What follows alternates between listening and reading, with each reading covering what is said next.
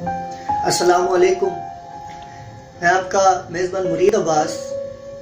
John की गज़ल जो बैठे बैठे डिस्कशन हो रही थी तो सोचा रिकॉर्ड कर लूँ। बहुत प्यारी गज़ल है।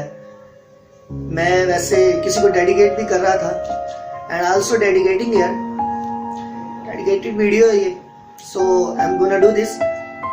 जॉन फरमाते हैं, तिश्ना कामी की सजा दो तो मजा आ जाए, तिश्ना कामी की सजा दो तो मजा आ जाए, तुम मुझे जहर पिला दो तो मजा आ जाए।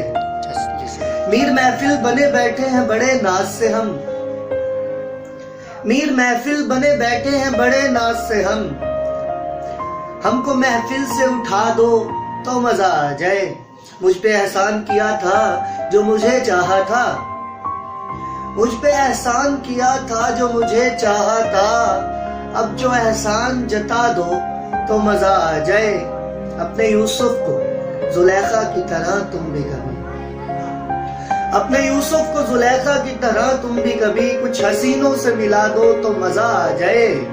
हाय हाय, जॉन आखिरी शेर में फरमाते हैं कि लाजवाब शेर है उनका कि चैन पड़ता ही नहीं तुम्हें अब मेरे बगैर, चैन पड़ता ही नहीं तुम्हें अब मेरे बगैर, तुम जो अब मुझको भुला दो तो मजा आ जाए।